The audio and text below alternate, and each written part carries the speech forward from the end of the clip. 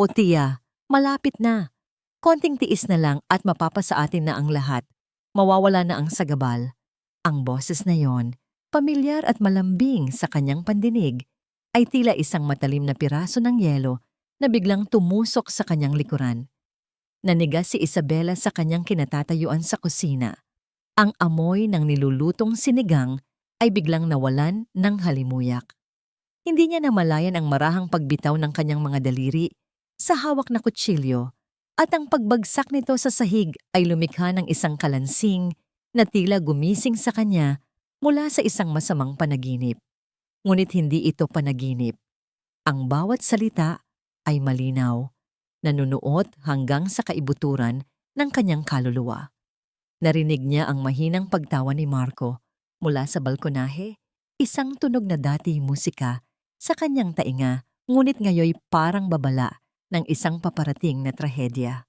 Sagabal, isang hadlang, siya ba ang tinutukoy nito? Ang anak ba nila sa kanyang sinapupunan? Napahawak siya sa kanyang tiyan na nasa ikapitong buwan na ng pagbubuntis. Isang malamig na takot ang gumapang sa kanyang buong katawan, mas malamig pa sa baldosa sa ilalim ng kanyang mga paa. Pinilit niyang paniwalain ang sarili na baka negosyo lang ang pinag-uusapan ng mga ito, na baka problema lang sa kumpanya.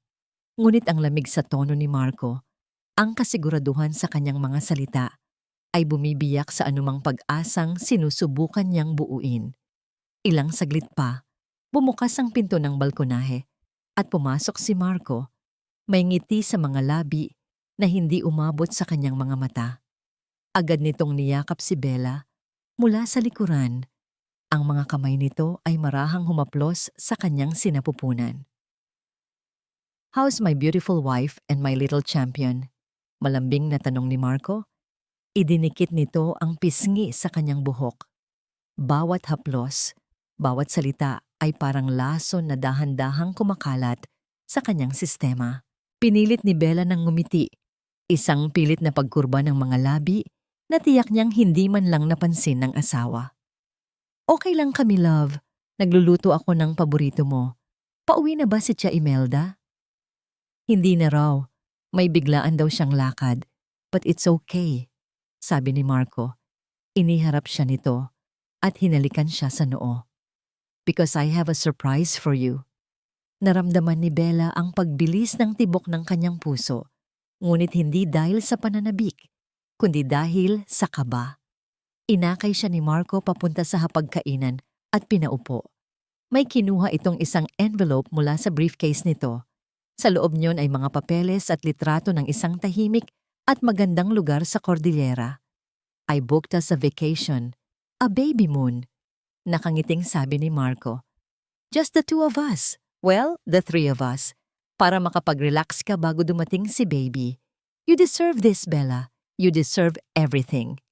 Ang mga salitang dati magpapaiyak sa kanya sa tuwa ay ngayon ay nagdudulot ng isang kakaibang kirot. Tiningnan niya ang mga litrato, ang matataas na puno ng pino, ang mga kabundukang nababalot ng ulap, ang isang maliit na bahay bakasyunan na nakatayo malapit sa isang bangin na may napakagandang tanawin.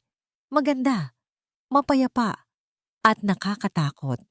Ang bawat ngiti ni Marco ay parang isang maskara na nagtatago sa kung anong madilim na plano ang nasa likod nito. Ngunit ano ang magagawa niya? Hawak niya lamang ay isang pagdududa, isang piraso ng pag-uusap na hindi niya dapat narinig. Kung magtanong siya, itatanggi lang nito ang lahat. Sasabihin nitong guni-guni niya lang yon, dala ng kanyang pagbubuntis. At sa kaibuturan ng kanyang puso, isang maliit na bahagi niya ang desperadong umaasa na sana nga ay nagkakamali lang siya ng dinig. Na ang pagmamahal na ibinibigay niya ay hindi nasusuklian ng isang karumal-dumal na pagtataksil. "Thank you, love." Halos pabulong niyang sabi. Ang mga matay nakatitig pa rin sa larawan ng mabatong bangin. "It's beautiful." Kinagabihan, habang mahimbing na natutulog si Marco sa kanilang kama, hindi mapakali si Bella. Tahimik siyang bumangon at nagtungo sa nursery na ilang buwan na niyang inihahanda. Sa liwanag ng buwan na tumatagos sa bintana, naupo siya sa rocking chair.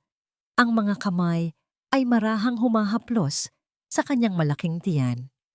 Dito, sa katahimikan ng silid na ito, sa piling ng kanyang hindi pa isinisilang na anak, doon lamang niya pinakawalan ang mga luhang kanina pa niya pinipigilan.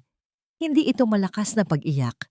Ito ay tahimik na pagdaloy ng luha sa kanyang mga pisngi, dala ng bigat sa kanyang dibdib. Habang marang umuugoy ang silya, sinimulan niyang humimig ng isang yayi, isang awit na itinuro sa kanya ng kanyang lola. Ang himig ay puno ng pagmamahal at pangako ng isang ligtas na mundo para sa kanyang munting anghel. Ngunit sa bawat nota, kasabay nitong umaagos ang kanyang takot. Ang bawat salita ng oyayi ay isang panalangin na sana'y protektahan sila ng Diyos sa anumang kasamaang nagbabadya. Kinabukasan, habang inilalagay niya ang mga damit sa kanilang maleta, nahawakan niya ang isang naka-frame na litrato ng kanilang kasal. Ang mga ngiti nila sa larawan ay masaya at puno ng pangarap. Ngayon, ang imaheng iyon ay parang isang alaala mula sa buhay ng ibang tao. Hinaplos niya ang malamig na salamin. Ang kanyang mga daliri ay nanginginig. Hindi niya alam kung siya ba ay nag-iimpake para sa isang bakasyon na bubuo sa kanilang pamilya o para sa isang paglalakbay na siyang wawasak sa lahat ng kanyang pinaniniwalaan. Ang mahabang biyahe patungong Cordillera ay nababalot ng isang hindi maipaliwanag na tensyon.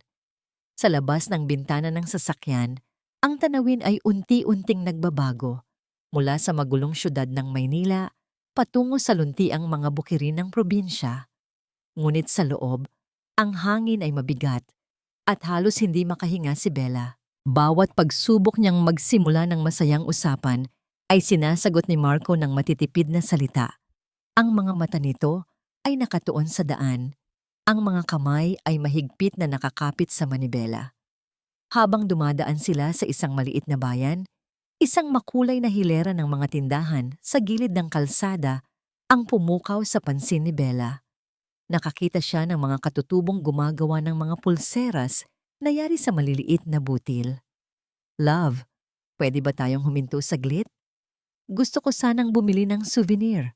Pakiusap niya, sinusubukang pag-aani ng kanilang sitwasyon. Isang buntong hininga ang kumawala kay Marco, puno ng inis. "Bella, may late tayo. We don't have time for this." Ni hindi man lang siya nito sinulyapan. Ang lamig sa kanyang boses ay parang sampal na dumampi sa pisngi ni Bella. Hindi na siya umimik pa. Itinuon na lamang niya ang kanyang tingin sa labas. Pinagmamasdan ang mga tindahan na unti-unting lumalayo hanggang sa tuluyan ng maglaho. Maya-maya, umilaw ang telepono ni Marco na nakapatong sa dashboard. Bago pa man ito gumawa ng anumang tunog, mabilis itong kinuha ni Marco. Sa isang saglit na pagliwanag ng screen, malinaw na nabasa ni Bella ang pangalan, S. Roque. Bago pa man niya ito maproseso, pinatay na ni Marco ang tawag at ibinalik ang telepono sa kanyang bulsa. "Sino yon?" tanong ni Bella, hindi napigilan ang sarili. "Wala. Business partner. Nangungulit lang." Mabilis na sagot ni Marco. Ang kanyang boses ay bahagyang tumaas. Isang senyales na nagsisinungaling ito. Kilala niya si Marco. Kilalang kilala niya ang bawat pagbabago sa tono nito. Ang pagdududa sa kanyang dibdib ay lalong lumalalim, parang isang sugat na unti-unting bumubuka. Sa wakas ay narating nila ang isang liblib na resort, malayo sa kabihasnan. Tahimik ang lugar, tanging huni ng mga ibon at agos ng tubig mula sa isang kalapit na batis ang maririnig. Ang kanilang tutuluyan ay isang maliit na cabin na nakahiwalay sa iba. "Let's go for a walk," aya ni Marco pagkatapos nilang maibaba ang mga gamit. "May alam akong akyatin. A cliff with a perfect view," sabi ng may-ari. "It's a private spot. Para sa ating dalawa lang." Sumunod si Bella. Bawat hakbang ay parang may bigat na nakakabit sa kanyang mga paa. Habang naglalakad sila sa isang makitid na landas na napapalibutan ng matataas na puno, nagsimulang magsalita si Marco tungkol sa kanilang kinabukasan. Paglabas ni Baby, dito natin siya dadalhin. I want him to grow up loving nature. Sabi nito, ang boses ay puno ng artipisyal na kasiglahan. Everything will be perfect, Bella. Magbabago na ang lahat para sa atin. Ang mga salitang iyon ay dapat nagbibigay ng kapanatagan, ngunit para kay Bella, ang mga ito'y mga linyang kinabisa mula sa isang script. Biglang bumalik sa kanyang alaala ang araw na nag-propose si Marco sa kanya sa isang mamahaling restaurant. Ganito rin ang kanyang sinabi na may parehong tono ng pangako at kasiguraduhan. Everything will change for us, Bella. I promise you a perfect life. Ang mapait na paghahambing na yon ay nagdulot ng panginginig sa kanyang mga kamay. Huminto siya sandali at inayos ang kwelyo ng polo ni Marco. Isang nakagawian na niyang gawin sa tuwing aalis ito papasok sa trabaho. Ngunit nang magtama ang kanilang mga mata, ang nakita niya ay hindi ang pamilyar na pagmamahal, kundi isang malamig at malayong tingin. Mabilis niyang binawi ang kanyang kamay na para bang napaso. Narating nila ang dulo ng landas, isang mabatong munting talampas na nakatanaw sa isang malawak at malalim na bangin. Malakas ang ihip ng hangin at ang mga ulap ay tila abot kamay. Maganda ang tanawin, ngunit ang kagandahan nito ay may kasamang panganib. Tumayo si Marco sa kanyang likuran. Ang mga kamay nito ay ipinatong sa kanyang mga balikat na para bang yayakapin siya. Ngunit ang paghawak nito ay hindi malambing. Ito ay mariin. Ito ay may bigat. Patawarin mo ako, Bella, bulong ni Marco. Ang boses nito ay biglang naging garalgal at puno ng isang bagay na hindi pa niya narinig dati. Isang nakakakilabot na katapusan. Pero kailangan kong gawin to. Parang isang kidlat na gumuhit sa kalangitan ang mga salita ni Marco. Mabilis na humarap si Bella. Ang kanyang mga mata ay nanlalaki sa pagkalito at hindi paniniwala. Ang hangin ay tila ninakaw mula sa kanyang mga baga. Mama ko, anong sinasabi mo? Nanginginig niyang tanong. Ang kanyang boses ay halos hindi marinig sa lakas ng ihip ng hangin. Hinawakan niya ang braso nito, naghahanap ng kahit anong bahid ng dating pagmamahal, ng kahit anong senyales na ito'y isang malupit na biro lamang. Bakit, Marco, bakit?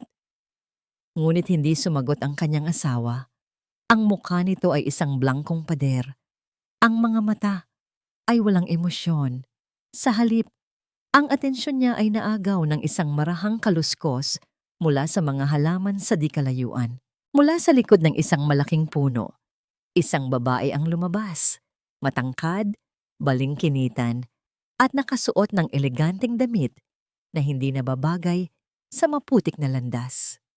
Ang mukha nito ay pamilyar mula sa mga pahina ng society magazines, ngunit ang nangiti sa mga labi nito ngayon ay may halong pagkutya at tagumpay. Si Selena Roque. Hindi ka nababagay sa kanya, Isabela. Noon pa man, ang boses ni Selena ay kalmado at matamis. Ngunit bawat salita ay may talim na humihiwa sa puso ni Bella. Sa isang iglap, lahat ng piraso ng palaisipan ay nagkadugtong-dugtong. Ang tawag sa telepono kagabi, ang pangalang Roque sa cellphone, ang pagmamadali sa biyahe, ang pagtanggi ni Marco. Ang lahat ay kasinungalingan. Ang buong buhay niya kasama si Marco ay isang malaking kasinungalingan. Ang sakit ay napakatindi, isang pisikal na kirot na nagmumula sa kanyang dibdib at kumakalat sa buong katawan. Hindi siya sumigaw, hindi siya nagmakaawa. Sa huling sandali ng kanyang pagiging asawa ni Marco Villanueva, tiningnan niya ito ng diretso sa mga mata. Ang mga luha ay malayang dumaloy sa kanyang mga pisngi, hindi dahil sa takot, kundi dahil sa isang pusong dinurog ng walang awa. Ang anak natin, Marco? Halos paos niyang sabi, ang kanyang boses ay basag. Ang anak natin. Isang pagyanig ang dumaan sa mukha ni Marco. Sa isang saglit, nakita ni Bella ang lalaking minahal niya. Isang bahid ng pagsisisi, isang kislap ng pag-aalinlangan. Ngunit ang sandaling iyon ay naglaho ng kasing bilis ng pagdating nito nang makita niya ang marahang pag-iling ni Selena mula sa gilid. Ang desisyon ay nabuo na. Ang hatol ay naibaba na. Bago pa man siya makakilos, naramdaman na lamang ni Bella ang isang malakas na tulak sa kanyang likuran. Ang mundo ay umikot. Ang bughaw na langit at ang berdeng mga puno ay naging isang mabilis na paghahalo ng mga kulay. Ang huling imaheng naitala ng kanyang isipan ay ang walang emosyong mukha ni Marco na unting lumalayo. At sa likod nito, ang nagtatagumpay ng ngiti ni Selena Roque. Ang sigaw na naipon sa kanyang lalamunan ay hindi kailanman nakawala. Pinalitan ng malakas na pagsutyot ng hangin sa kanyang tainga habang siya ay bumabagsak. Walang pagtutol, walang paglaban. Sa mga huling sandali ng kanyang kamalayan, isang bagay lang ang nasa isip niya. Isang kilos na nagmula sa kaibuturan ng kanyang pagiging ina. Ang kanyang mga kamay ay marahang gumapang at ipinantakip sa kanyang sinapupunan. Isang huling, desperadong pagtatangka na salagi ng kanyang anak mula sa bagsik ng pagbagsak, isang yakap ng proteksyon laban sa isang mundong napakalupit. At pagkatapos, kadiliman. Ang ihip ng hangin ay napalitan ng isang nakabibinging katahimikan. Sa itaas, sa gilid ng bangin, nanatiling nakatayo si Marco. Ang kanyang mga mata ay nakatitig sa kawalan kung saan nawala ang kanyang asawa. Ang kanyang paghinga ay mabigat at mabilis. Nanatili siyang hindi gumagalaw, isang estatwa ng pagsisisi at takot. Hinawakan ni Selena ang kanyang braso. Ang mga daliri nito ay malamig at mariin. "Tapos na, Marco. Tara na," sabi ni Selena. Ang boses ay walang bahid ng anumang emosyon. Ngunit hindi gumalaw si Marco. Ang mga salita ni Bella ay umuulit-ulit sa kanyang isipan. Isang walang katapusang uyayin ng pag-uusig. Ang anak natin, Marco. Ang anak natin. Iyon ang sandali kung saan tuluyan nang namatay ang anumang natitirang kabutihan sa kanyang puso. Pinalitan ng isang malamig at malawak na kawalan, kasing lalim ng bangin na nilaglagan niya ng sarili niyang pamilya. Ang unang nagmulat sa kanyang kamalayan ay hindi liwanag, kundi amoy. Ang halimuyak ng pinakuluang mga dahon at ugat, isang samyo na nakapagpapaginhawa at kasabay nito'y nagpapaalala sa kanya ng sakit. Dahan-dahan niyang iminulat ang kanyang mga mata. Ang una niyang nakita ay isang kisaming gawa sa pinagtagpi-tagping pawid. Nang subukan niyang gumalaw, isang matinding kirot ang gumuhit sa kanyang tagiliran at ulo na nagpaigik sa kanya. Dahan-dahan lang, Ineng. Isang mahinahon at malalim na boses ang kanyang narinig. Sa gilid ng kanyang paningin, nakita niya ang isang matandang lalaki. Ang mukha nito ay kulubot na. Tila isang mapa ng maraming taon na puno ng karanasan. Mahaba at puti na ang kanyang buhok at ang kanyang mga mata, bagamat may edad na, ay puno ng isang kakaibang kapayapaan. Nasaan ako? Sino siya?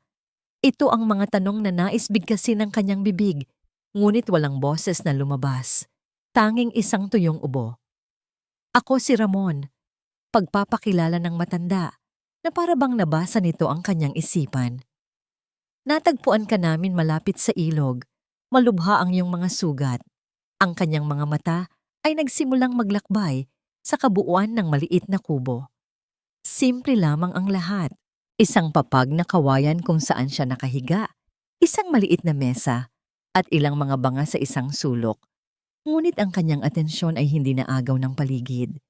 Ang kanyang isipan ay naghahanap ng isang bagay na mas mahalaga. Isang panik ang biglang bumalot sa kanya. Mabilis niyang ibinaba ang kanyang tingin. Hinawakan niya ang kanyang tiyan. Dati, bilugan ito at puno ng buhay. Ngayon, Ngayon ay patag na ito, isang malawak at masakit na kawalan. Ang, ang baby ko. Sa wakas ay may lumabas na salita mula sa kanyang lalamunan, garalgal at halos hindi maintindihan. Nasaan ang baby ko? Ang mukha ni Tatay Ramon ay nabalot ng kalungkutan. Marahan nitong inilapag ang hawak na mangkok ng pinakuluang dahon. Ineng, ginawa namin ang lahat ng aming makakaya. May nahon nitong sabi. Ang bawat salita ay may bigat. Ngunit hindi na siya nailigtas. Ang mga salitang yon ay hindi parang balita. Ang mga yon ay isang hatol, isang pangungusap na winakasan ang lahat. Ngunit walang luhang pumatak mula sa kanyang mga mata. Walang sigaw na kumawala sa kanyang bibig. Tila ang kanyang puso ay naging isang bato at ang kanyang kaluluwa ay lumutang palabas ng kanyang katawan. Tumitig lamang siya sa kawalan. Ang kanyang mga mata ay blangko. Hindi nakikita ang matandang nasa kanyang harapan. Hindi naririnig ang huni ng mga ibon sa labas. Isang bahagi niya, ang pinakamahalagang bahagi, ay namatay na kasama ng kanyang anak. Sa mga sumunod na araw, siya ay naging isang anino sa kubo ni Tatay Ramon. Ginagamot nito ang kanyang mga sugat sa katawan, ngunit ang sugat sa kanyang loob ay hindi maabot ng anumang halamang gamot. Hindi siya nagsasalita, halos hindi siya kumakain. At sa gabi, kapag ang lahat ay tahimik na, ang kanyang isipan ay isang malawak na disyerto. Subukan man niyang alalahanin kung paano siya napunta roon, kung sino ang may gawa niyon sa kanya. Wala siyang makita, kundi isang malabong imahe ng pagbagsak. Ang sakit ng pagkawala ay napakatindi. Kaya't ang kanyang utak ay nagtayo ng isang mataas na pader upang protektahan ang sarili nito mula sa kabaliwan. Alam niyang ang pangalan niya ay Isabel. Iyon na lamang ang natitirang piraso ng kanyang pagkatao na kanyang mahigpit na pinanghahawakan. At may isa pang bagay, isang himig. Isang uyayi na paulit-ulit na tumutugtog sa kanyang isipan. Isang kantang hindi niya alam kung saan nanggaling. Ngunit ang bawat nota ay nagdudulot ng isang pamilyar na kirot. Isang gabi, nagising si Tatay Ramon sa isang mahinang tunog. Mula sa kinahihigaan ni Isabel, narinig niya ang isang himig na halos pabulong. Si Isabel ay natutulog, ngunit mula sa kanyang mga labi ay lumalabas ang isang malungkot na uyayi. At habang siya'y humihimig, ang mga luha ay tahimik na dumadaloy mula sa kanyang mga mata. Isang patunay na kahit ang isipan ay lumimot, ang puso ay hindi kailanman nakakalimot sa sakit. Nang sa wakas ay nagkaroon na siya ng sapat na lakas upang tumayo. Lumabas siya ng kubo sa unang pagkakataon. Sinalubong siya ng isang tanawing hindi pamilyar. Ang nagtataas ang mga bundok ng Cordillera, ang malalawak na ulap na yumayakap sa mga tuktok nito at ang katahimikang binabasag lamang ng hangin. Tumayo siya roon, isang babaeng walang nakaraan at walang hinaharap. Hindi niya alam kung sino siya at lalong hindi niya alam kung saan siya patutungo. Ang buhay ni Isabel sa komunidad ni Tatay Ramon ay tahimik at payak. Isang araw, habang tinutulungan niya ang matanda sa pagpapatuyo ng mga halamang gamot sa labas ng kubo, isang sasakyang militar ang marahang pumarada sa di kalayuan. Mula roon ay bumaba ang isang lalaking nakauniporme, matikas ang tindig at may seryosong mukha. Kasunod nito ay isang maliit na batang babae na may 2 tirintas sa buhok. Ang mga mata nito ay puno ng kuryosidad habang pinagmamasdan ang paligid. Siya si Captain Daniel Reyes, madalas na bumibisita sa nayon bilang bahagi ng kanilang community outreach program. Nang makita niya si Isabel, natigilan siya. Hindi dahil sa mga peklat na bahagyang natatakpan ng buhok nito sa gilid ng noo, kundi dahil sa isang pamilyar na kalungkutan sa mga mata nito. Isang bakanting tingin na minsan na rin niyang nakita sa salamin noong mga unang buwan matapos pumanaw ang kanyang asawa. "Magandang umaga, Tatay Ramon." Bati ni Daniel habang ang kanyang anak na si Maya ay nagtatago sa likod ng kanyang mga binti. Daniel, mabutit na parito ka, sagot ng matanda. Siya si Isabel, pansamantala siyang nanunuluyan dito sa atin. Tumango lamang si Daniel bilang paggalang. Hindi siya nagtanong, hindi siya nang usisa. Sa halip ang atensyon ng lahat ay naagaw ng maliit na si Maya. Dahan-dahan itong lumabas mula sa likod ng kanyang ama, may hawak na isang maliit na bulaklak na pinitas nito sa daan. Walang takot. Lumapit ito kay Isabel at iniabot ang bulaklak. Napaatras ng bahagya si Isabel, hindi sanay sa biglaang interaksyon. Ngunit nang makita niya ang inosenteng ngiti sa mga labi ng bata, isang damdaming matagal nang natutulog sa kanyang puso ang biglang nagising. Marahan niyang tinanggap ang bulaklak. Ang kanyang mga daliri ay bahagyang nanginginig. Salamat, pabulong niyang sabi. Sa mga sumunod na pagbisita ni Daniel, ang pakikipag-ugnayan nila ay nanatiling simple. Hindi nito tinatanong si Isabel tungkol sa kanyang nakaraan. Sa halip, kinakausap niya ito tungkol sa mga bagay na nasa paligid nila. Ang pangalan ng mga puno, ang iba't ibang uri ng mga ibon, ang mga bituin sa langit tuwing gabi. At sa bawat pagbisita, laging kasama si Maya na tila naging isang munting sinag ng araw sa tahimik na mundo ni Isabel. Isang hapon, habang naglalaro si Maya malapit sa kubo, nadapa ito at nasugatan ang kanyang tuhod. Ang malakas na pag-iyak ng bata ay gumising sa isang bagay na natutulog sa kalooban ni Isabel. Bago pa man makalapit si Daniel, mabilis na lumapit si Isabel kay Maya. Shh! Tahan na. It's okay. Titingnan natin, ha? Ang kanyang boses ay malumanay at puno ng awtoridad na hindi niya alam na taglay niya. Agad siyang pumasok sa kubo, kumuha ng malinis na tela at ilang dahon ng bayabas na alam niyang mabisa sa sugat. Mabilis at episyente ang kanyang mga kilos.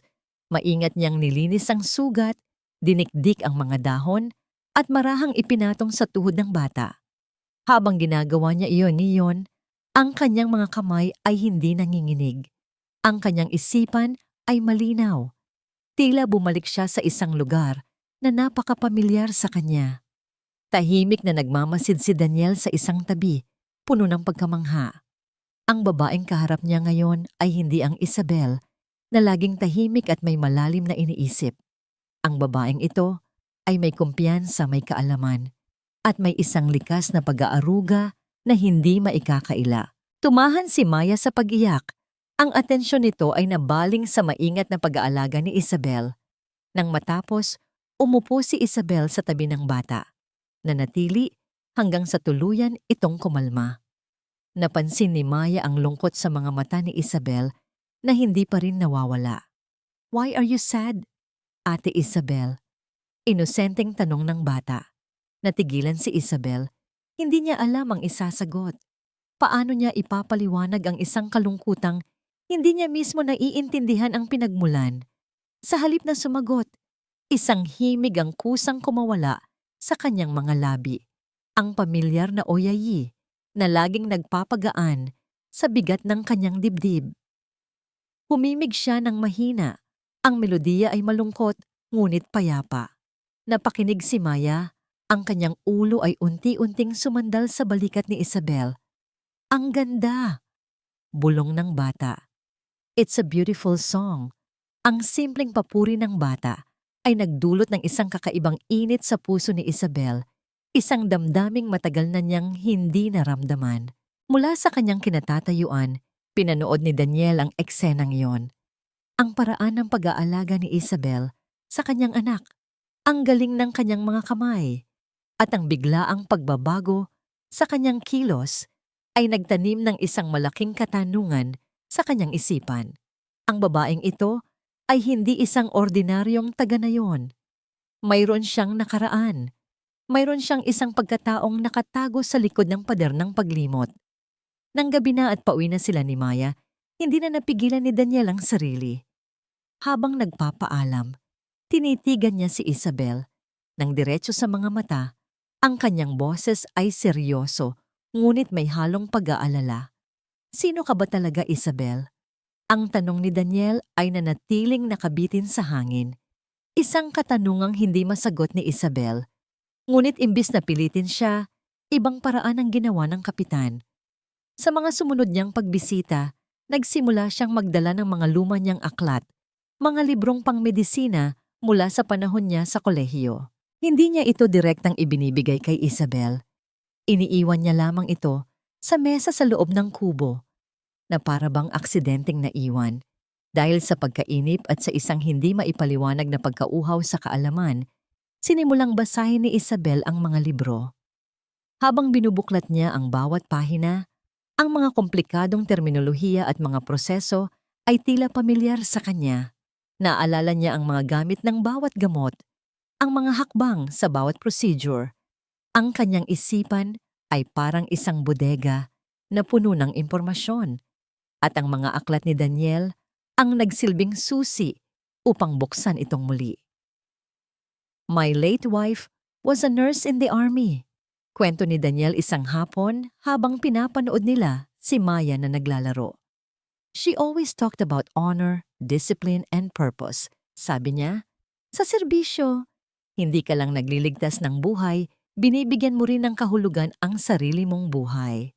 Ang mga salitang iyon, dangal, disiplina, layunin, ay tumatak sa isipan ni Isabel. May kung anong kumikilos sa kanyang kalooban, isang damdaming matagal nang natutulog. Samantala, sa Maynila, ang buhay para kina Marco at Selena ay isang walang katapusang selebrasyon. Sa isang marangyang pagtitipon, ipinapakita sa telebisyon ang panayam kay Selena Roque, ang bagong CEO ng Villanueva Corporation. Magiliw niyang sinasagot ang mga tanong tungkol sa tagumpay ng kumpanya, habang si Marco ay nakatayo sa kanyang tabi, isang perpektong tropeyo. Sa isang sulok, nakaupo si Tia Imelda. Suot ang mamahaling alahas, ang muka ay naliligo sa kasiyahan ng isang buhay na hindi niya pinaghirapan. Isang gabi, isang malakas na bagyo ang nanalasa sa kabundukan. Ang malakas na hangin at walang tigil na pagbuhos ng ulan ay nagdulot ng pagguho ng lupa. Isa sa mga taga na yon ang malubhang na sugatan nang mabagsakan ng puno ang bahagi ng kanyang bahay. Sa gitna ng kaguluhan at kawalan ng kuryente, si Daniel at Isabel ang unang rumesponde. Ang lalaki ay may malalim na sugat sa binti at nahihirapang huminga. Sa liwanag ng isang gasera, kitang-kita ang pagkaaligaga ng lahat. Ngunit si Isabel ay nanatiling kalmado. Ang kanyang isipan ay biglang naging matalas. Kailangan nating pigilan ang pagdurugo. Captain, kailangan ko ng malinis na tela at alkohol. Utos niya. Ang boses ay puno ng awtoridad. Sumunod kaagad si Daniel. Sa sumunod na oras, si Isabel ang nanguna. Bawat kilos niya ay may kasiguraduhan. Bawat desisyon niya ay mabilis at tama. Sa tulong ni Daniel, nagawa niyang linisin at tahiin ang sugat gamit ang mga gamit mula sa first aid kit ng kapitan. Nagawa niyang patatagin ang kalagayan ng pasyente hanggang sa dumating ang tulong kinaumagahan. Nang matapos ang lahat at nailipat na sa ospital ang lalaki, naiwan si Isabel na nakatayo sa labas ng kubo. Tiningnan niya ang kanyang mga kamay na may bahid pa rin ng dugo. Ngunit sa halip na pandirihan, isang kakaibang damdamin ang kanyang naramdaman. Sa unang pagkakataon sa loob ng 2 taon, naramdaman niyang siya ay buhay. Naramdaman niyang may silbi siya, meron siyang layunin. Hinarap niya si Daniel, ang kanyang mga mata ay may bagong kislap. Gusto kong bumalik, sabi niya. Ang kanyang boses ay matatag. Naintindihan kaagad ni Daniel ang ibig niyang sabihin. Hindi na siya nagtanong pa. Kinabukasan, may dala itong isang kahon. Sa loob niyon ay isang pares ng lumang combat boots at isang nakatuping uniforme ng Army Nurse Corps, ang uniforme ng yumaong asawa ni Daniel. Baka mas kailangan mo ito kaysa sa akin, sabi ni Daniel. Hindi ito isang romantikong alay. Ito ay isang pagkilala, isang pagpasa ng isang misyon. Makalipas ang ilang linggo, sinamahan ni Daniel si Isabel sa pinakamalapit na tanggapan ng gobyerno sa bayan upang ayusin ang kanyang mga papeles. Kailangan niya ng bagong pagkakakilanlan. Nang tanungin siya ng clerk kung ano ang kanyang buong pangalan, natigilan siya sandali. Napatingin siya kay Daniel na marahang tumango sa kanya. Huminga siya ng malalim at sa isang boses na buo at hindi nanginginig, sumagot siya. Isabella. Isabella Cruz. Lumipas ang 3 taon. Ang pangalang Isabella Cruz ay muling umukit ng marka. Hindi sa maningning na mundo ng alta sosyedad, kundi sa hanay ng sandatahang lakas ng Pilipinas. Sa kanyang muling pagbabalik serbisyo, ipinakita niya ang isang pambihirang galing at dedikasyon, ang mga karanasan niya sa bundok at ang likas na kaalaman sa medisina ay hinasa ng disiplina ng militar na nagbunga sa kanyang mabilis na pag-angat sa ranggo. Siya na ngayon si Captain Isabella Cruz, isang iginagalang na medical officer na kilala sa kanyang katapangan sa mga humanitarian mission sa buong bansa. Sa kabila ng kanyang abalang serbisyo, hindi niya kailanman kinalimutan ang Cordillera. Regular ang kanyang pakikipag-usap kay Daniel at Maya sa pamamagitan ng video call. Ang kanilang ugnayan ay lumalim, hindi sa paraan ng nag-aalab na pag-ibig, kundi sa isang tahimik at matatag na samahan na binuo sa pundasyon ng paggalang at pag-unawa. Sila ang kanyang naging pamilya, ang kanyang naging kanlungan sa isang mundong minsan nang nagwasak sa kanya. Ang kanyang nakaraan ay nanatiling isang saradong libro, isang bahagi ng kanyang buhay na pinili niyang huwag nang buklatin pa. Isang umaga, habang inaayos niya ang mga papeles sa kanyang opisina sa kampo, isang opisyal ang nag-abot sa kanya ng isang makapal at eleganteng sobre. May selyo ito ng Department of National Defense. Sa loob, isang formal na imbitasyon ang kanyang nabasa. Bilang pagkilala sa kanyang natatanging serbisyo at sa kontribusyon ng kanyang unit, siya ay inaanyayahan bilang isa sa mga panauhing pandangal sa isang malaking charity ball. At sa ibabang bahagi ng paanyaya, nakasulat ang pangalan ng mga punong abala. Ang kilalang negosyanteng si Ginoong Marco Villanueva at ang kanyang mapapangasawa, ang tanyag na pilantropong si Binibining Selena Roque. Ang mga pangalang iyon, Marco Villanueva, Selena Roque, para silang mga kulog na biglang dumagundong sa tahimik niyang mundo. Ang pader na itinayo ng kanyang isipan sa loob ng 5 taon ay biglang nagkaroon ng lamat. Isang pamilyar na kirot ang kanyang naramdaman sa kanyang sentido at isang malamig na kuryente ang gumapang sa kanyang likuran. Bigla, ang hangin sa silid ay naging mabigat. Nahirapan siyang huminga. Nang gabing iyon, hindi siya dinalaw ng antok. Ang kanyang isipan ay isang magulong karagatan. At sa gitna ng unos na yon, isang panaginip ang kanyang napuntahan. Nasa mabatong talampas na naman siya. Ang hangin ay malakas at malamig. Nakita niya ang mukha ni Marco.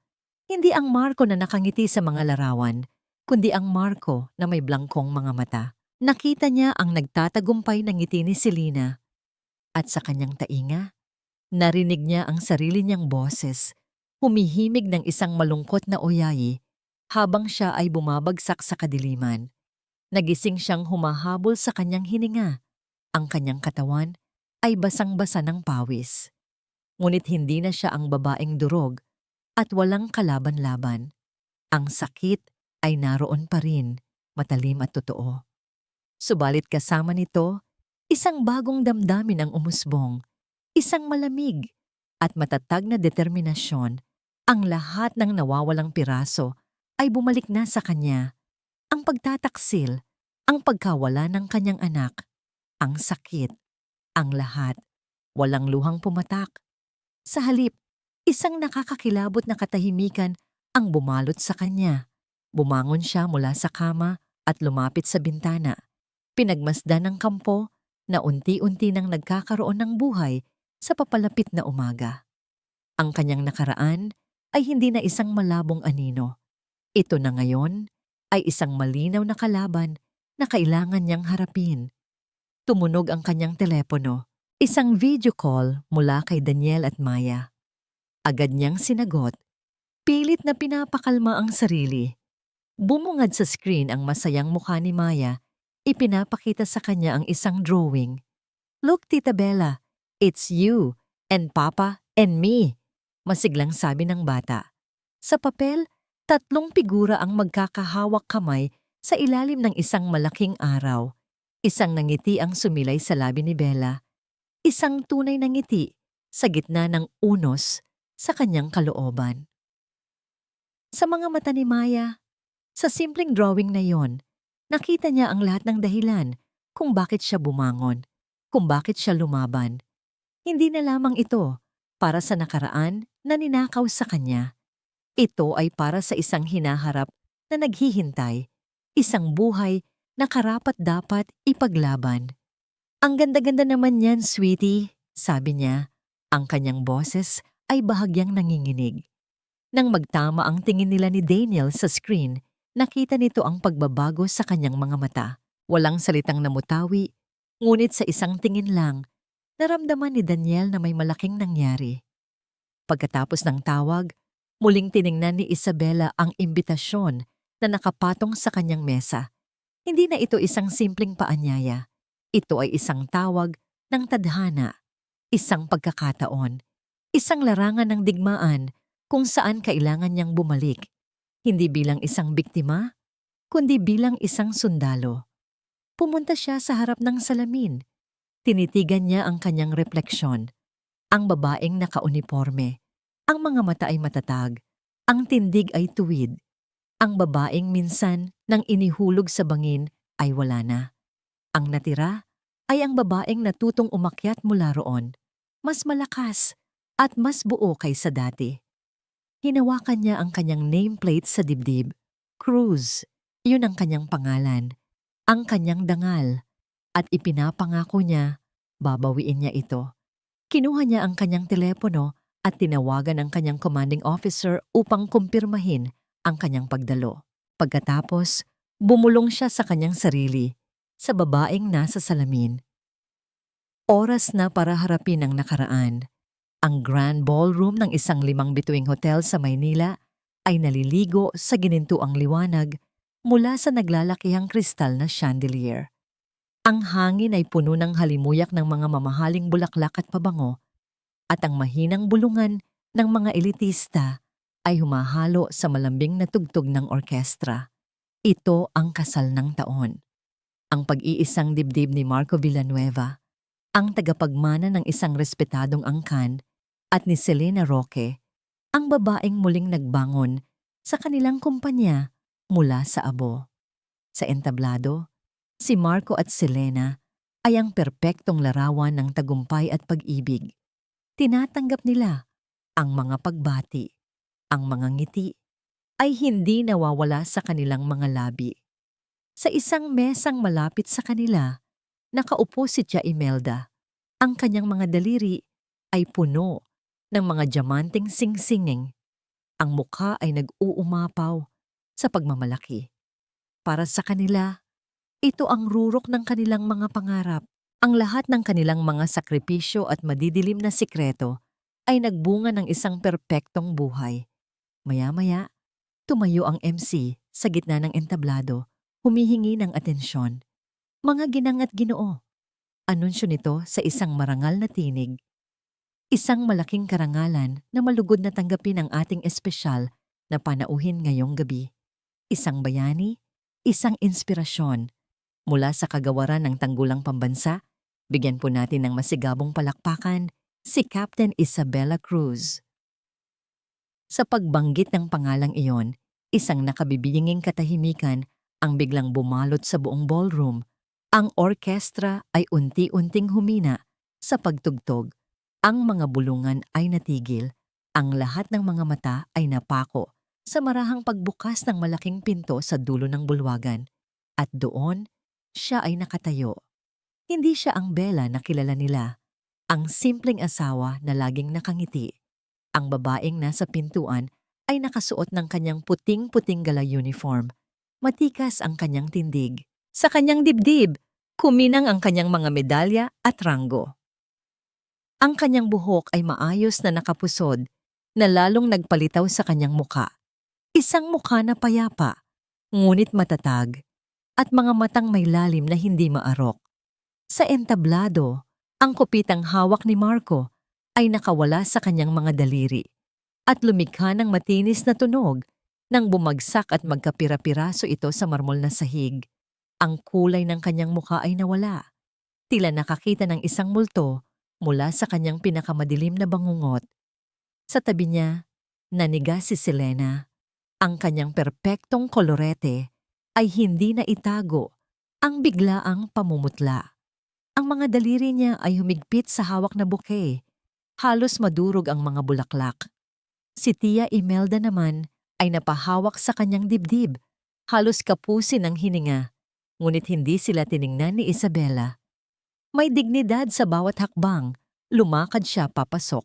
Nilampasan niya ang mga mesang puno ng mga naguguluhang bisita at nagtungo ng diretso sa kinaroroonan ng isang mataas na opisyal ng militar na siyang nag-imbita sa kanya.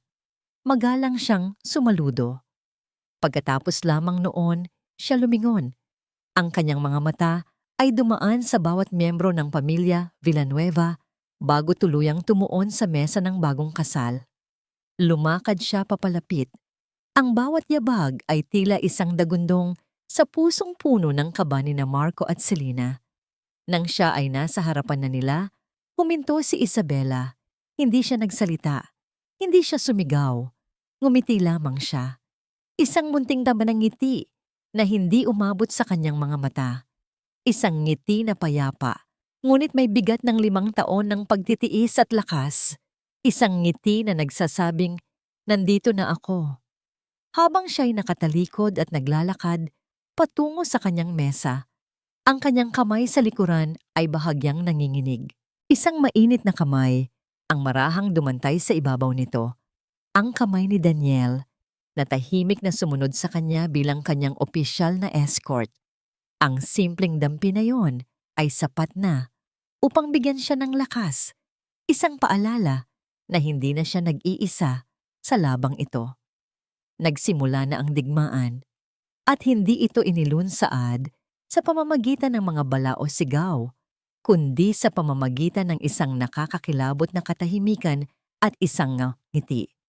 Sa isang pribadong silid, ilang minuto ang lumipas, hila-hila ni Marco si Selena, ang muka ay puno ng lagim. Anong ginagawa niya dito?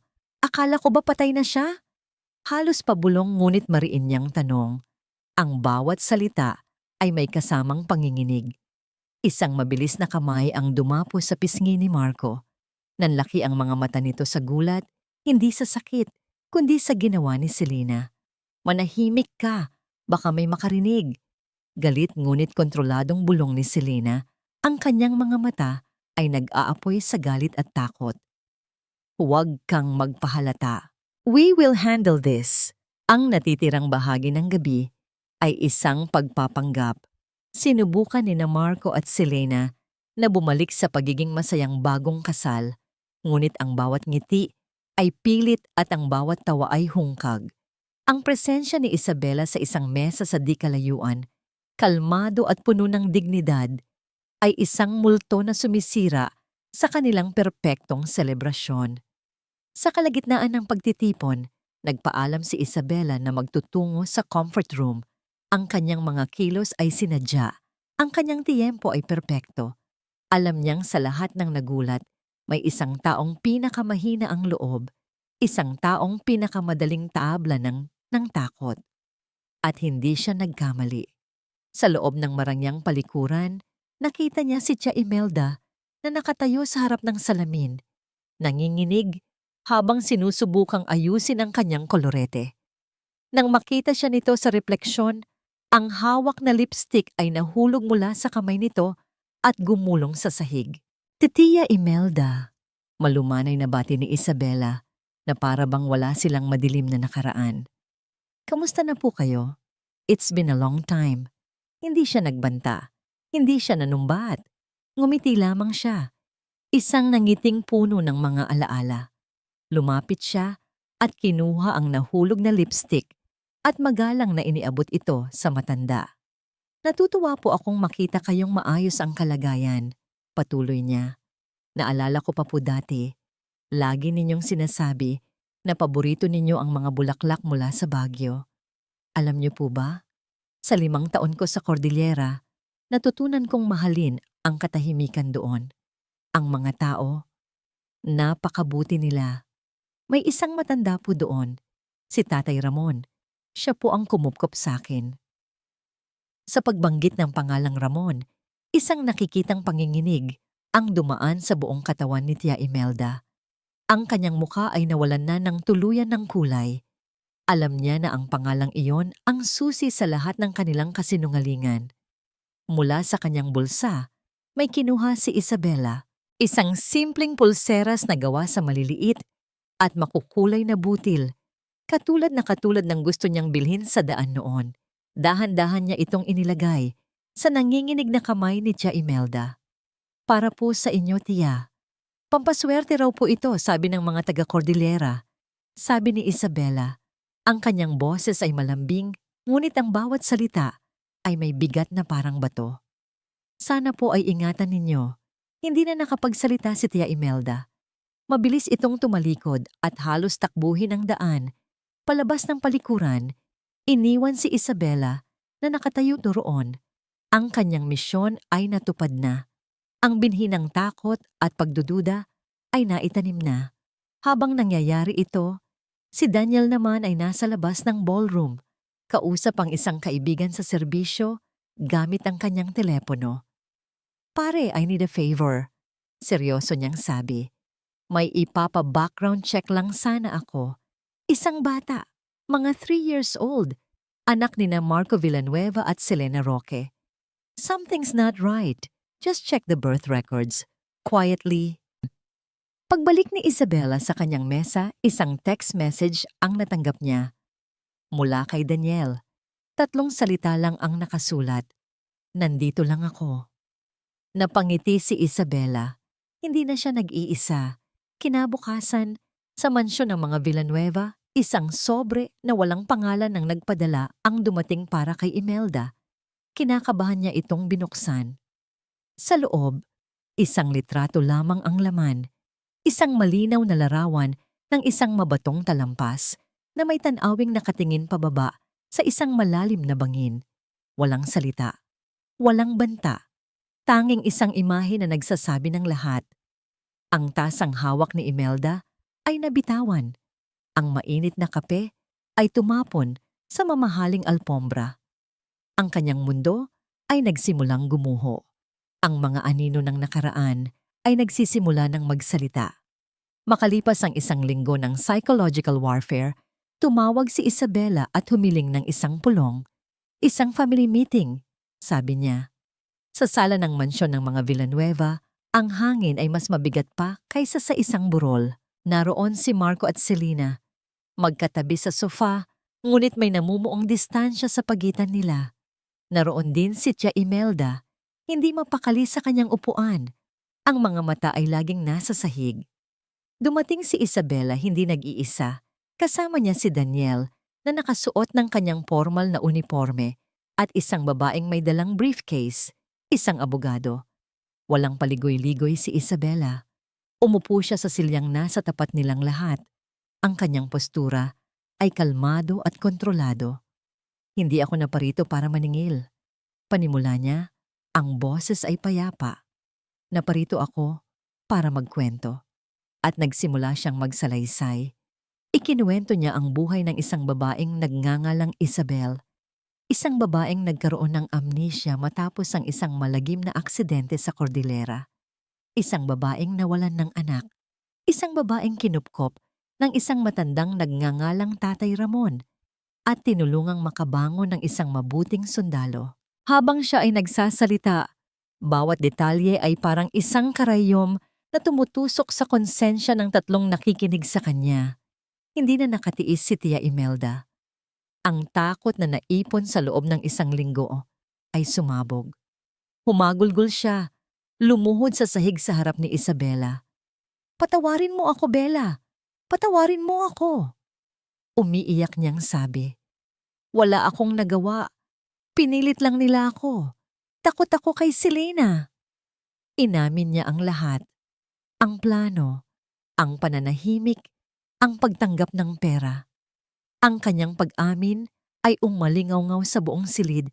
Winawasak ang huling pader ng pagkukunwari. "That's enough!" Sigaw ni Selena. Tumayo. Ang mukha ay puno ng galit. Walang kwenta ang sinasabi ng matandang yan. "She's delirious." "Really?" Mahinahong tanong ng abogado ni Isabela. Binuksan nito ang briefcase at inilabas ang isang folder. Dahil ayon sa mga dokumentong ito, ang batang kinikilala ninyong anak, Mr. and Mrs. Villanueva, ay hindi kailanman isinilang sa ospital na nakasaad sa birth certificate niya. In fact, ayon sa aming investigasyon, siya ay isang batang inampon mula sa isang pribadong ahensya, isang katotohanang maingat ninyong itinago. Si Marco, na kanina patahimik, ay napatingin kay Selena. Ang kanyang mga mata ay nanlalaki sa gulat at pagtataksil. "Selena, anong ibig sabihin nito?" Ngunit hindi na siya pinansin ni Selena. Ang buong galit nito ay nakatuon na kay Isabela. "You bitch! Sinira mo ang lahat. Dapat noon pa lang ay sinigurado na naming patay ka na." Sa gitna ng kaguluhan, nanatiling kalmado si Isabela. Tumingin siya ng diretso sa mga mata ni Marco, ang lalaking minsan niyang minahal ng buong puso. Ang lalaking ama ng kanyang nawalang anak, at nagsimula siyang kumanta. Isang mahinang himig, isang pamilyar na oyayi. Ang parehong awit na kinakanta niya noon sa kanyang sinapupunan. Ang parehong himig na narinig ni Tatay Ramon sa gitna ng gabi. Ang awit na yon ang tuluyang nagpaguho sa natitirang depensa ni Marco. Ang imahe ni Bella na nahuhulog sa bangin, ang huling pakiusap nito para sa kanilang anak, ang lahat ay bumalik na parang isang malaking alon. Napaluhod siya, ang mga kamay ay nakatakip sa kanyang mukha, at humagulgol na parang isang batang nawawala. Ang kanyang pag-iyak ay hindi lang dahil sa pagsisisi, kundi dahil sa bigat ng isang kasalanang habang buhay niyang dadalhin. Kasabay ng kanyang pagguho, marahang bumukas ang pinto ng mansyon. Pumasok ang ilang unipormadong pulis. Hinuli si Selena para sa mga kasong attempted murder at falsification of public documents. Si Marco, sa kabila ng kanyang pag-iyak, ay hinuli rin para sa parehong mga kaso. Bago tuluyang ilabas ng mga pulis si Selena, huminto ito sa harap ni Isabela. "Sana mahanap mo ang kapayapaan," mahinang sabi ni Isabela. "Walang bahid ng galit o tagumpay. Dahil ako, natagpuan ko na." Pagkatapos, tumalikod na siya. Hindi na niya tiningnan pa ang nag-iiyakang si Marco o ang puno ng galit na si Selena habang sila ay isinasakay sa sasakyan ng pulis. Kasama si Daniel at ang kanyang abogado, lumabas siya ng mansyon. Iniwan sa kanyang likuran ang mga abo ng isang buhay na matagal na niyang isinuko. Ang huling oyayi ay natapos na. Ang balita ay sumabog na parang isang napakalakas na bomba sa buong Maynila. Ang kwento ng pagtataksil, pagtatangkang pagpatay, at panloloko ay nasa pabalat ng lahat ng pahayagan at nangunguna sa bawat newscast. Ang pangalang Villanueva, na dating simbolo ng karangalan, ay naging kasing kahulugan ng kahihiyan. Ang kanilang imperyo, na binuo sa loob ng maraming henerasyon, ay gumuho sa loob lamang ng isang gabi. Sa gitna ng iskandalo, nanatiling tahimik si Isabela. Sa pamamagitan ng kanyang abogado, naglabas siya ng isang opisyal na pahayag. Formal niyang tinatalikuran ang lahat ng kanyang karapatan sa yaman ng mga Villanueva. Hindi niya kailangan ng pera. Hindi niya kailangan ng pag-aari. Ang tanging hiling niya ay ang maibalik ang kanyang pangalan, ang kanyang dangal, at ang katahimikang matagal nang ipinagkait sa kanya. Bago siya tuluyang bumalik sa Cordillera, may isang huling bagay siyang ginawa. Pinuntahan niya si Tia Imelda. Hindi na ito nakatira sa mansyon. Nakita niya ito sa isang maliit at nirerentahang apartment, malayo sa karangyaan na dati nitong tinatamasa. Ang dating mapagmataas na ginang ay isa na ngayong matandang babae na may mga matang pagod at puno ng pagsisisi. Umiyak si Tia Imelda nang makita si Isabela. Muli itong humingi ng tawad, paulit-ulit. Hindi sinabi ni Isabela na pinapatawad na niya ito. Hindi rin niya ito sinumbatan. Naupo lamang siya at nakinig. Bago siya umalis, nag-iwan siya ng isang sobre sa ibabaw ng mesa. Para po makapagsimula kayo ulit, mahinang sabi ni Isabela. Hindi ito pagpapatawad, ngunit ito ay isang uri ng pagpapalaya. Pagpapalaya para sa kanilang dalawa. Ang kanyang pagbabalik sa nayon sa Cordillera ay isang pag-uwi. Sinalubong siya ni Tatay Ramon ng isang mahigpit na yakap. Isang yakap ng isang amang muling nakita ang nawawalang anak. Ang buong komunidad ay nagdiwang sa kanyang pagbabalik. Dito, hindi siya si Captain Cruz ng sandatahang lakas o ang biktima ng isang malaking iskandalo. Dito, siya lang si Isabel, ang babaeng tinulungan nilang mabuo muli. Natagpuan niya si Daniel at Maya sa pampang ng isang maliit na sapa, ang lugar kung saan sila madalas na nag-uusap noon. Walang engrandeng salubong, walang mga salitang kailangan pang bigkasin. Umupo lamang siya sa tabi nila, pinapanood ang paglalaro ni Maya sa malinaw na tubig. Lumapit si Daniel at marahang hinawakan ang kanyang kamay. Ang init ng palad nito ay nagdulot ng kapanatagan sa kanyang puso. Tumingin siya rito at sa mga mata ng kapitan, nakita niya ang kanyang hinaharap. Biglang tumakbo si Maya palapit sa kanya. Basa ang mga paa at may malaking nanggiti sa labi. May inabot ito sa kanya. Isang korona na gawa sa pinagtagpi-tagaping mga bulaklak na ligaw at dahon. Maingat niya itong isinuot sa ulo ni Isabela. "You're a queen, Tita Bella, our queen!" Masayang sabi ng bata. Sa pagkakataong yon, isang ngiti ang sumilay sa mga labi ni Isabela. Isang ngiti na totoo, malaya at puno ng kaligayahan. Isang ngiti na hindi na nababahiran ng kahit anong anino ng nakaraan. Kinagabihan, dinala siya ni Daniel sa isang pamilyar na lugar. Ang daan ay pareho, ang mga puno ay ganoon pa rin. Nang marating nila ang dulo, bumungad sa kanila ang mabatong talampas. Ang lugar kung saan nagsimula at muntik nang magtapos ang lahat. "Handa ka na bang harapin ito sa huling pagkakataon?" Mahinang tanong ni Daniel. Ang kanyang boses ay puno ng pag-unawa. Tumingin si Isabela sa bangin. Pagkatapos ay tumingin siya kay Daniel. Tumango siya. Oras na para tuluyan ng isara ang pinto sa nakaraan. Magkahawak kamay silang tumayo sa gilid ng talampas. Ang hangin ay malakas pa rin, humahampas sa kanilang mga mukha. Ngunit ngayon, hindi na ito nagdadala ng takot kay Isabela. Sa halip, ito'y parang isang yakap ng kalikasan, isang paglilinis sa mga huling bahid ng sakit. Tumingin siya sa ibaba, sa bangin na minsan nang naging saksi sa kanyang pagbagsak. Ngunit hindi na niya nakikita ang mukha ni Marco o ang nangiti ni Selena. Hindi na niya nararamdaman ang sakit ng pagtatataksil. Ang nakikita na lamang niya ay ang imahe ng kanyang sarili, isang babaeng puno ng pangarap, isang inang puno ng pagmamahal, isang babaeng nagtiis, nasaktan, ngunit higit sa lahat, isang babaeng nakaligtas.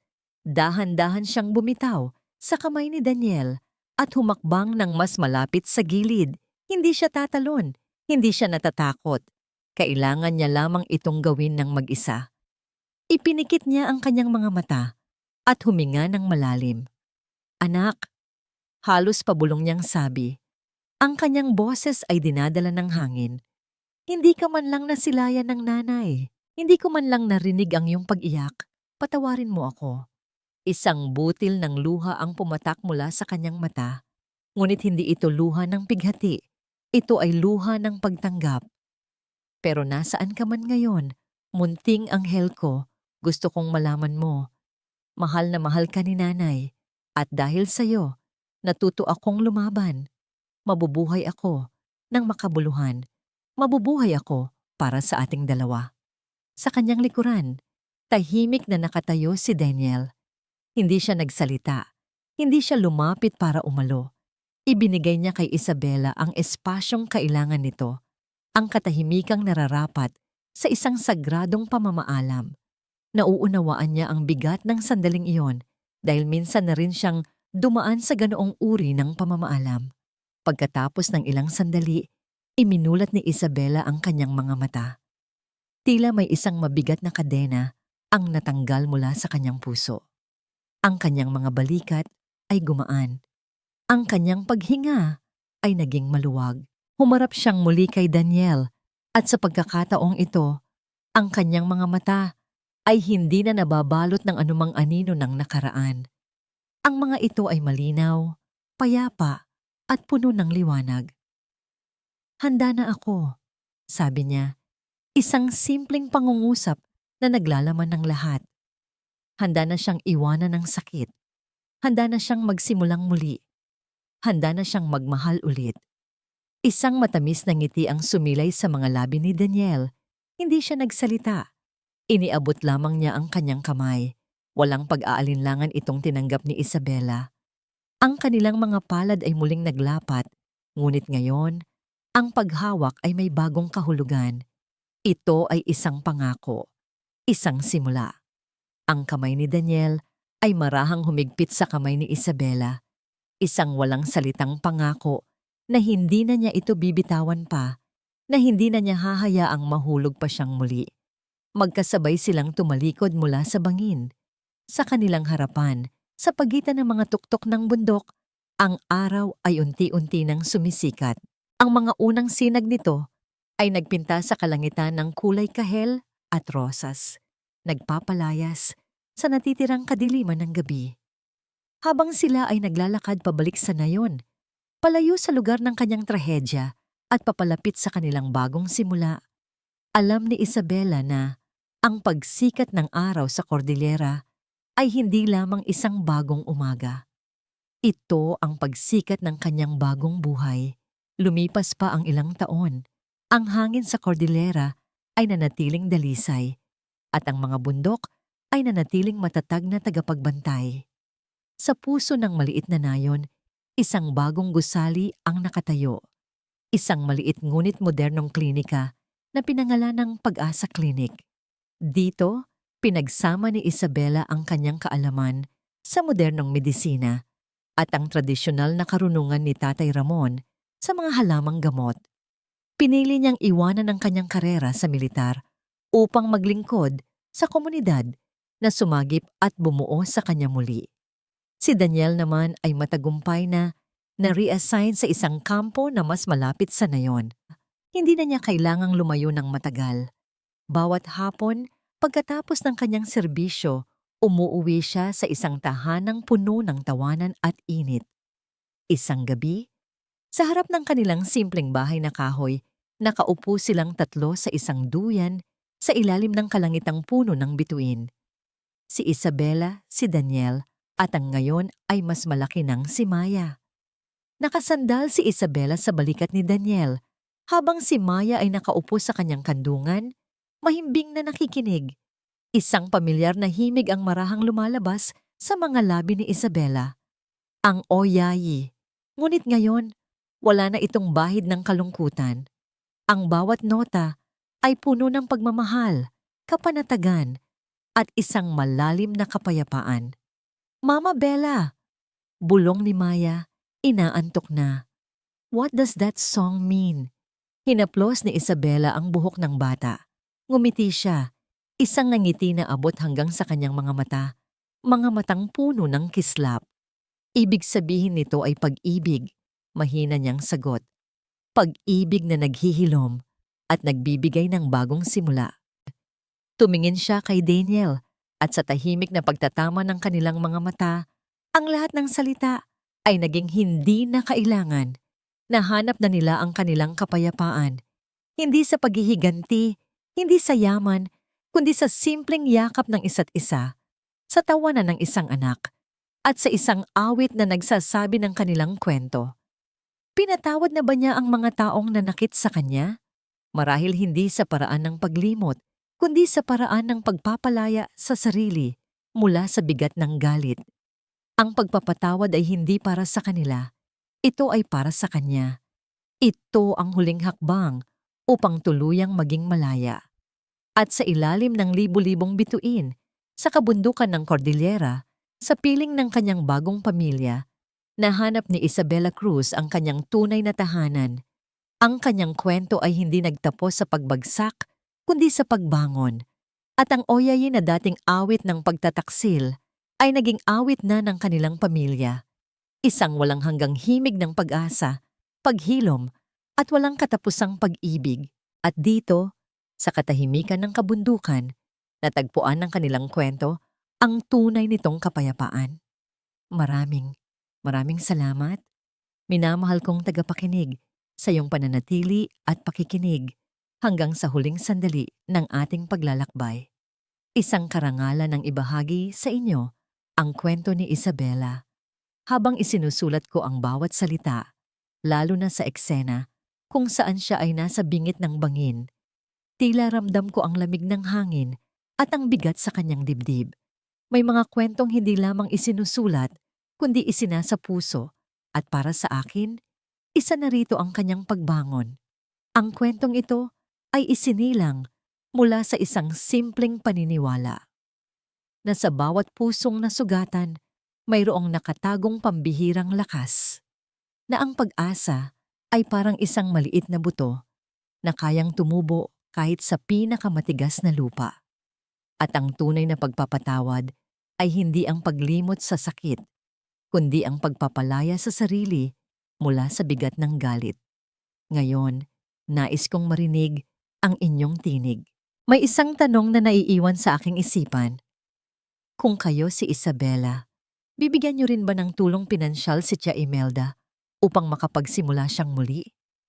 Karapat-dapat ba siya sa habag o ang kanyang pananahimik ay isang kasalanang walang kapatawaran? Mula sa ang panig ng mundo ninyo, pinakikinggan ang ating kwento. Anong aral ang inyong napulot? Mangyaring iwanan ang inyong mga saloobin sa comment section sa ibaba. Ang inyong mga kwento at pananaw ang nagbibigay buhay sa bawat salitang aking isinusulat. At kung ang kwentong ito ay nakaantig sa inyong puso, huwag kalimutang mag-iwan ng like at ibahagi ito sa inyong mga kaibigan at pamilya. Hanggang sa ating muling pagkikita sa susunod na kabanata ng buhay, ang kwentong Ang Oyayin ng Pagbangon ay handog sa inyo ng Kwentong Puso. Ako ang inyong tagapagkwento, Clara.